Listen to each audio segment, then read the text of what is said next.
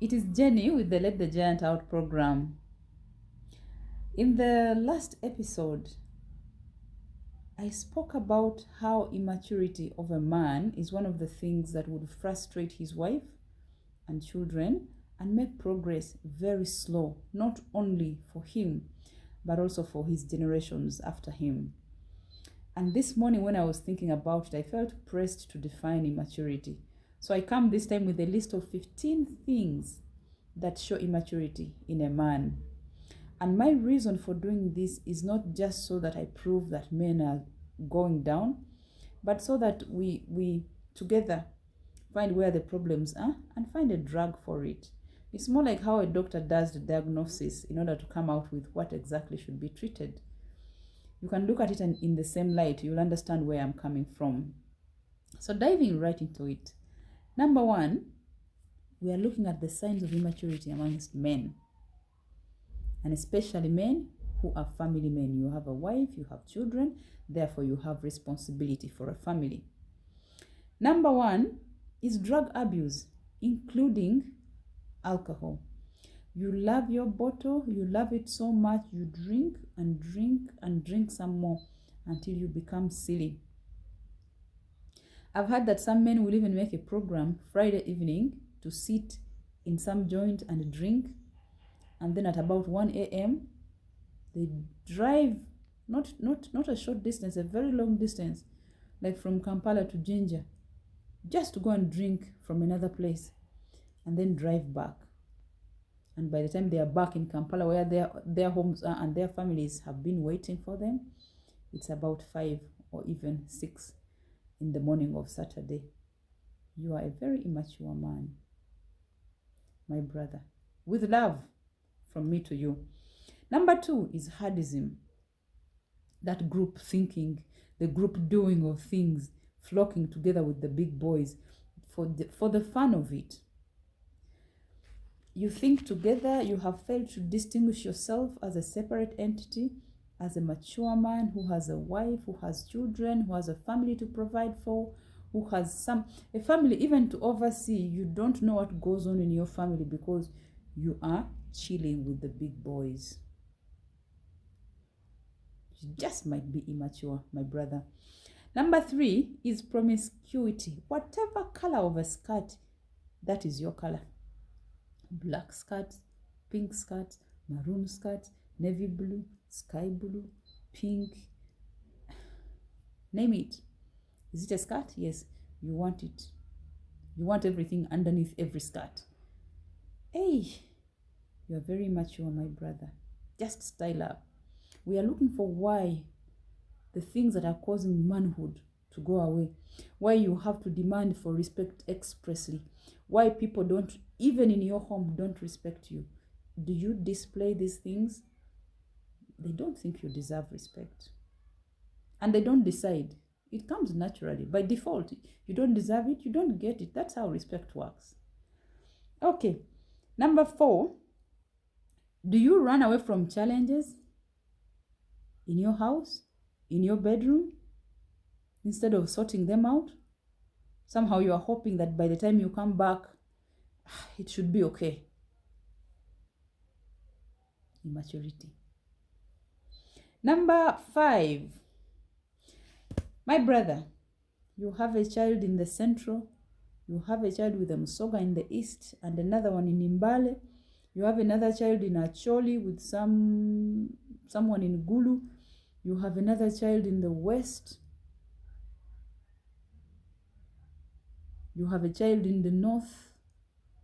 You have a child in Rwanda. You have another child in, I don't know, Kenya. For you, everywhere you go, you leave a child. You have multiple families. And you think that these things are secrets and that they will be secrets forever. What immaturity, my brother. That is where your problems come from.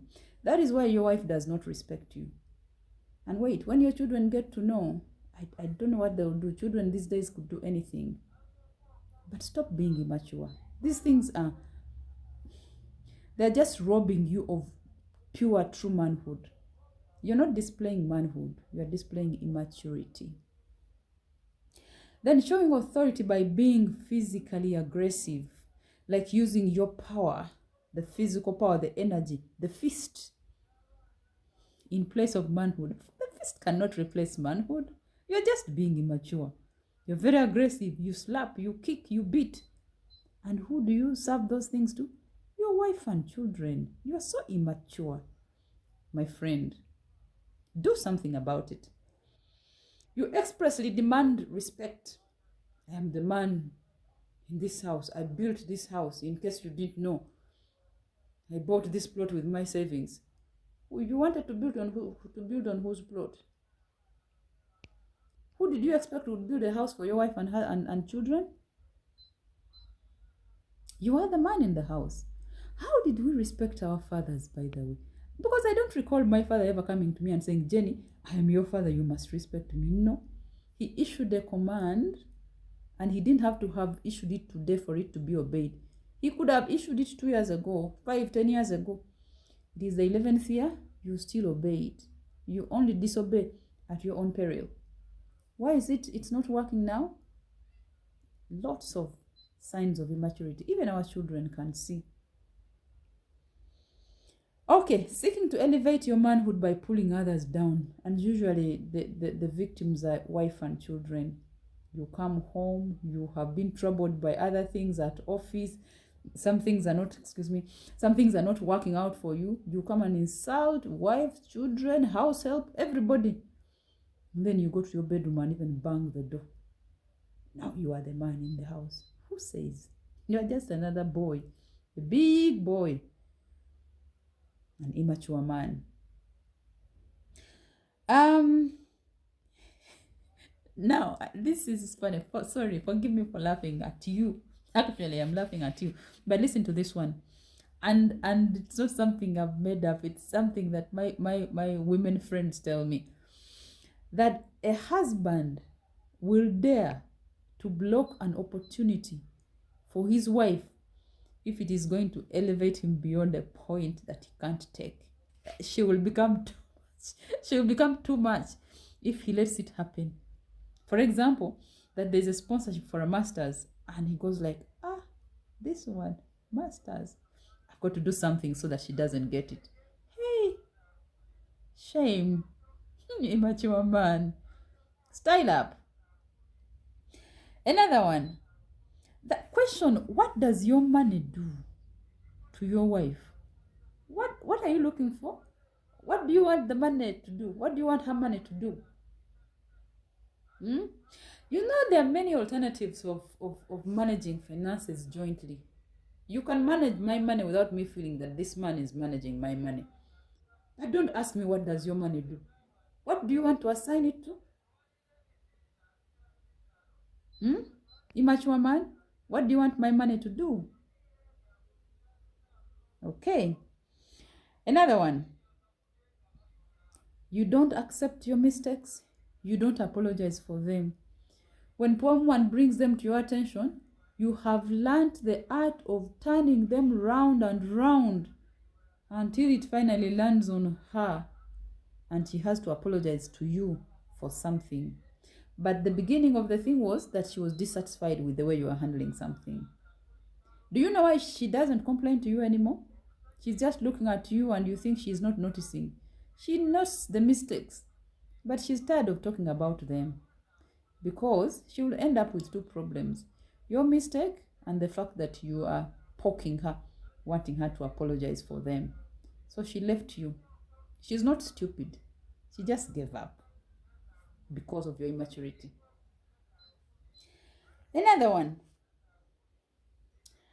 Treating, honey, can we talk, as though it were a dangerous snake.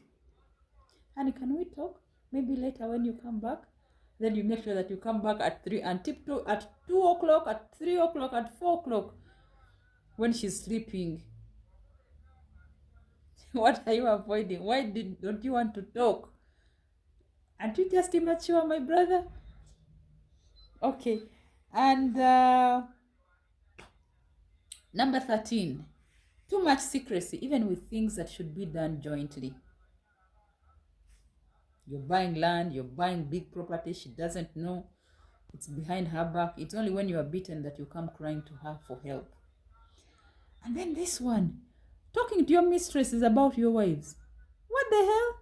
Why are you doing that? And somehow those girls have a way of looking for the numbers and getting them and calling your wives and haunting them with all sorts of questions. Has our husband arrived? You know, he has been with me. Why? What is going on? Why do you do that? Please stop. Don't be immature to that extent. And number 15, which is the last one, not minding the welfare of the children because it's their mother's concern. Are you their neighbor? Are you a well-wisher to them? You're their father. Please be concerned. By the way, this list could go on and on. But I promised 15, so I give 15. So my brothers, again, it is not because I like to poke you. It is because I like to challenge you. It is because I want us to manage these things and get a solution so that you get out of hiding. The world is very scary and lonely without you at the front line. Don't be deceived. Those women who pretend that they don't need you are lying.